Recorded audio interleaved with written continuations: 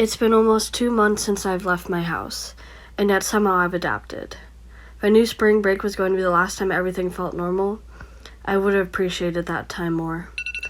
But all we have is now, I guess. Everything's different now.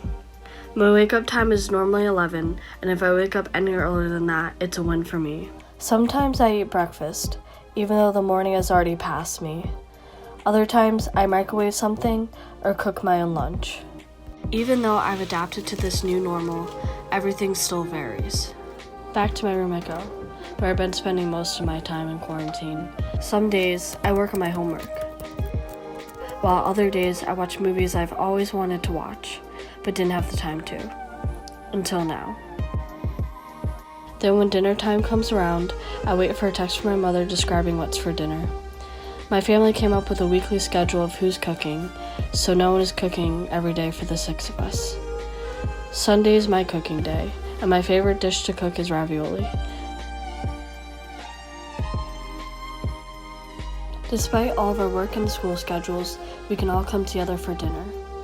After dinner, we do an activity together, whether it's crafting hearts to thank the people on the front lines of the pandemic, or playing a game together. After spending time with my family, I get to spend time with my boyfriend. Luckily, with technology like Zoom, we've been able to find new ways to spend time together, despite being apart. Recently, we have watched Disney classics like Starstruck and Camp Rock on Disney+. Sometimes my friends and I can get together and play Jackbox, a game we can all play online. Although it's not the same, it's good we still get to spend time together. Yeah. Okay, so you have to go on your phone and put jackbox.tv. Okay. Time's almost there. Bye. Bye. But once the meeting ends, it reminds me how we're not on campus. Then I return back to the cyber world for a couple of hours, scrolling TikTok or Instagram. Time passes faster at night. Maybe that's why I don't go to sleep until 2 a.m. most nights. The news has been getting too much.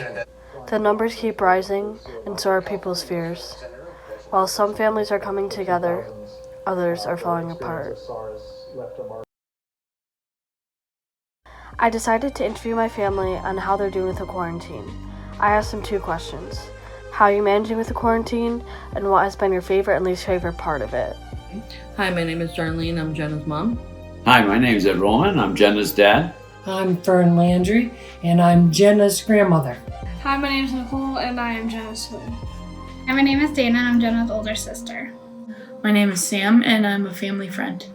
From these interviews, a lot of topics are covered regarding the pandemic and how it's affected different types of people. I'm pretty fortunate. I have 3 of my daughters home. I get to see some of the people I care about. My favorite part is definitely spending time with all my family and having time together that we wouldn't have had.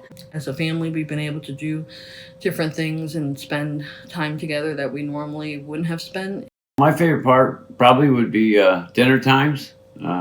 We get to sit around the table and talk about some of the current affairs of the day and some of our thoughts going forward. And what's your least favorite part? Sometimes sitting around a dinner table, having the same conversations with some of the concerns that we're going to have as a family and also as a country. Millions of people are working from home, some for the first time. Well, if I am working from home, so during the weeks I'm very busy. I'm lucky that my job can be done 100% from home. I've been learning a lot about working in the virtual world and what that means. Millions of college students have been sent home during this pandemic. Spending time with my family. I'm usually at college. This is time that I usually wouldn't get with them. And now have to take classes online. I'm definitely missing out on campus life. I miss my friends and just doing things outside of the house. College students are wondering if they'll ever get to experience what's supposed to be one of the most memorable events of their lives. I didn't get to graduate this year. Graduation day. The COVID kind of put a damper on that. In the bigger picture of what is actually going on in the great uncertainty of the future. At first, it didn't bother me. States around the country are unveiling guidelines to help fight the spread of coronavirus, including the governors of New York, New Jersey, and Connecticut. After a while, it did bother me. Strict social distancing rules. All of a sudden, I want to do everything that I don't normally do. The social distancing and everything we can do in terms of prevention is so important. So all of a sudden, I couldn't. Pictures of Italy, which are probably, just 2 weeks ahead of us. And there, they did not take the social distancing early enough, serious enough. My daughter came to see me, but she sat 6 feet away from me on the porch so we could have a little chat. I hadn't seen her in, a few weeks. I watched too much of the news. Tonight with breaking news, the president declaring a national emergency, which he says will unleash the power of the federal government to combat the coronavirus pandemic. The loss and devastation that families and everyone in our country is experiencing. The current death toll as of our airtime tonight, you see it there, almost 65,000 people across our country. All the numbers keep going up. That's an increase of 1,000 deaths since yesterday. To see the terrible things. COVID-19 will likely cause even more death and destruction that are going on. It's really scary. As this pandemic spreads and hospitals get overwhelmed, What everyone is going through is definitely the worst part of this. Could more lives have been saved? Tough to see that. So much more than just numbers. To the stories of the people that have lost their loved ones. They are people with families and friends who love them. Difficult to watch. Doctors and nurses are known for their ingenuity, but right now they're facing unprecedented pressure and a crush of patients. Just wanting to see an end.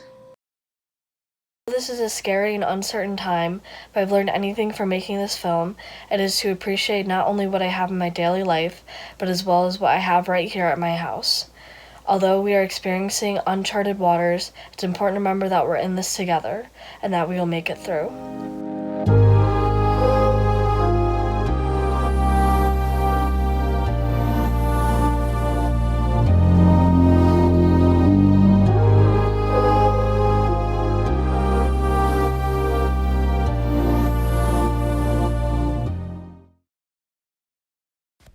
So, Brewer, how do you feel about being in quarantine?